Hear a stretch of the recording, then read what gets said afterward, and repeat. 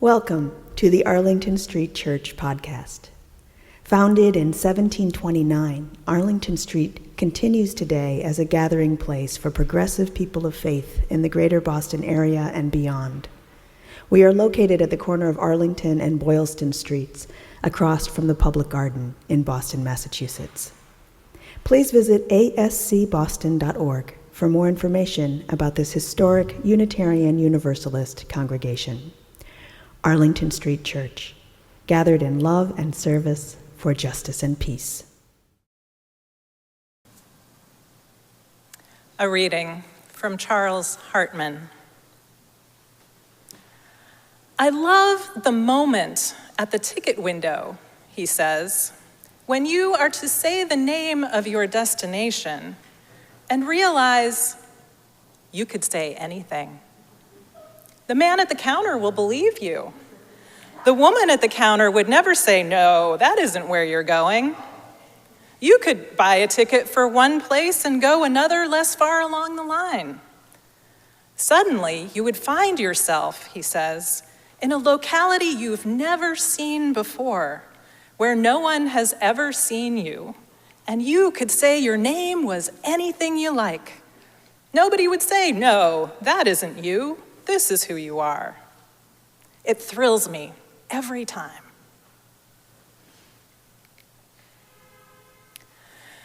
Stand we now upon the threshold, facing futures yet unknown. Here we are, facing one another on this much anticipated and somewhat dreaded day, when you arrive for a service in the regular congregational program year to find not Kim in the pulpit. The retirement of your beloved senior minister, now your senior minister emerita, Kim Crawford Harvey, in June, has brought us all, you and me together, to this threshold. Poised between what has been and what is yet to be, we hold grief and curiosity, hope and loss, tenderness and strength, a multitudinous muddle of states of mind and heart, a glorious gumbo. This somewhat precarious feeling state between what has been and what will be, you may realize, is one we're actually in all the time, though we can't always stop to consider it. We have been forced to notice it in rude and traumatic ways over the last several years. The violent and continual reckoning over racial relations in the United States, the ongoing drumbeat of gun violence, and of course, the unending wake of the pandemic. Being thrust into the bumpy back seat of our national life on the potholed global highway of uncertainty and anxiety has not felt cute. We are certainly over any thrill there might have been at living in unprecedented times. Oh, for those long summer days of childhood where the greatest complaint we had was boredom. Stand we now upon the threshold, facing futures yet unknown. We may indeed be weary of facing the unknown, and yet, as many self-help gurus like to point out, we have made it through 100% of our toughest days. It's not just a glib statement, it's also a testament, a truth that is also a well of life-giving wisdom if we pay attention to it. At each moment, standing at a threshold, we hold within us all of our experience, the wisdom of ancestors, our own growing understanding, our strength, and we must decide how we will meet whatever we encounter as the door opens. Imagine yourself invited to a party, maybe a dinner party, with folks who are kind of new friends. Maybe a friend or a partner has coaxed you into going with them. You have no idea what to expect. Even if you're an extrovert's extrovert, you've got a little flutter. Is my hair okay? Are jeans too casual, too formal? What should I bring for the host? How early or late is on time? Certainly can't ring the doorbell right at the hour, or should I? Will I be ready for this moment? Will I be enough to meet it? Why did I agree to do this? The insecurities mount. We check our breath, and we check our breath. And then we meet our host, who for their part is also uncertain. Letting new acquaintances into their home, preparing a meal. Is the house clean enough? Will they feel comfortable in the chairs? Will they like my cooking? What will we talk about? What should we not talk about? After the last check of the teeth and tuck of the shirt, we navigate to the party, silently assessing the neighborhood, looking for signs. Will we belong or will we not? And we arrive at the door and knock. The hurried preparation on the other side of the door pauses. A deep breath or a sigh can be heard. Maybe an eager dog sets off barking, and the door opens. Like that moment at the ticket counter, anything is possible at that threshold. We might not be able to get away with a whole new name, but we do have mutual control of where we go from here, if only we pause to dream. Emily Dickinson's familiar poem echoes here. I dwell in possibility, a fairer house than prose, more numerous of windows, superior for doors, of chambers as the cedars, impregnable of eye, and for an everlasting roof, the gambrels of the sky. Of visitors, the fairest, for occupation this, the spreading wide my narrow hands to gather paradise. Here is the most crucial lesson of the threshold moment. We are not only looking ahead. We are fed, supported, held, guided by all that has happened up until this time.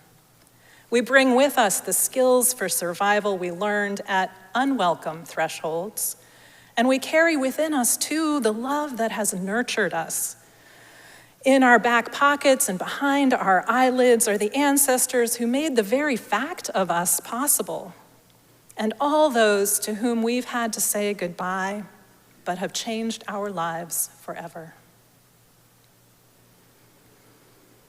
Though our racial reckoning in this nation is not yet done, we do have our first female woman of color running for president. The thrill of possibility quickens our hearts and sets our imagination to better days. We still circulate our first day of school photos for our adorable children on social media, full of visions of a future where they will go to school free from fear. We take off our masks so we can see each other fully again after those years of real danger. Each one is an act of resistance to help us build what will come. Racism continues, gun violence persists, COVID waxes and wanes. The strength of our hope does not. At every threshold, it's all there. So before you and I rush past the threshold of our meeting, my new friends, I invite us to pause, to stand in the doorway, awkward as it may feel, and let ourselves sink into some intentional choices. Of all the thresholds we've experienced before, what strengths do we summon for this time of change?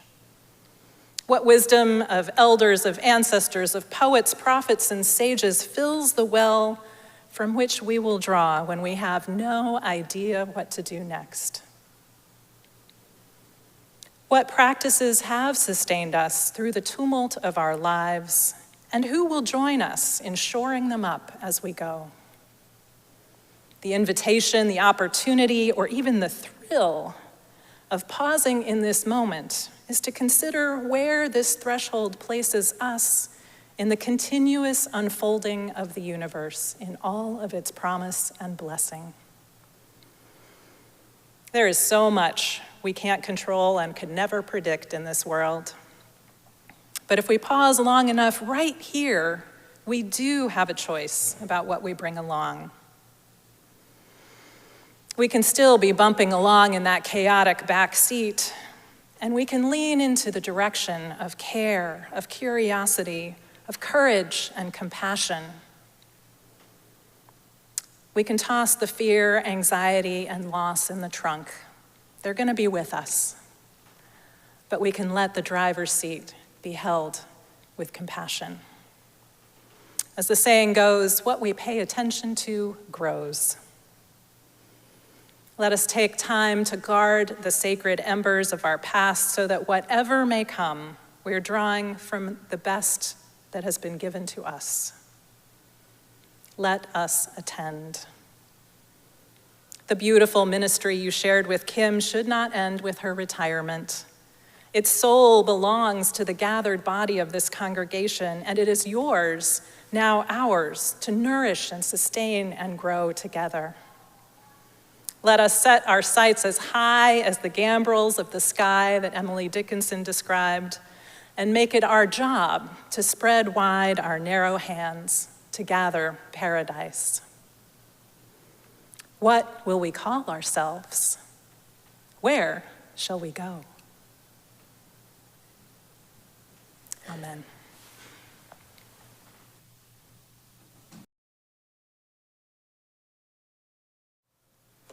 And now for our benediction, I invite you to put your hands over your heart and namaste. I bow to the divine in you. This morning's benediction is adapted from the work of the great Irish poet of blessed memory, John O'Donoghue. Suddenly, we are negotiating the challenges of a threshold, like spring secretly at work within the heart of winter. Below the surface of our lives, huge changes are in fermentation. We never suspect a thing. Then, when the grip of some long-enduring winter mentality begins to loosen, we find ourselves vulnerable to a flourish of possibility.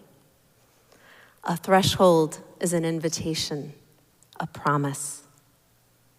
It's a lovely testimony to the fullness of an experience that it intensifies toward the end, into a real frontier that cannot be crossed without the heart being passionately engaged and woken up. It's wise to acknowledge the threshold, to take your time, to listen inward with complete attention until you hear the inner voice calling you forward. The time has come to cross. Let's keep this faith, beloveds, and pass it on. The service begins when the service ends. Bless your hearts. I love you. Amen.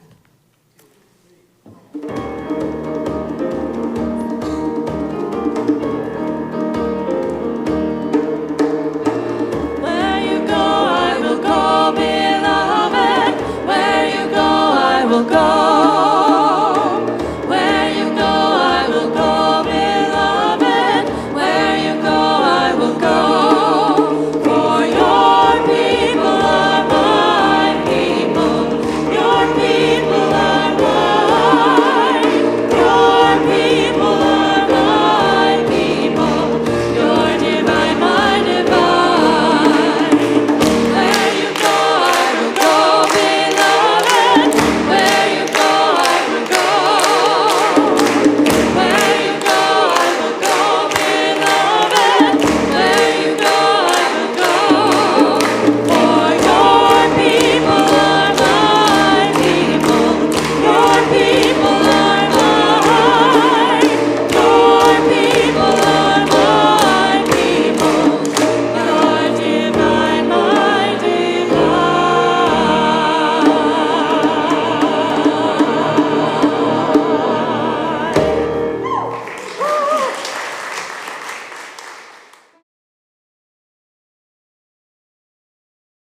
Please visit ascboston.org for more information about this historic Unitarian Universalist congregation.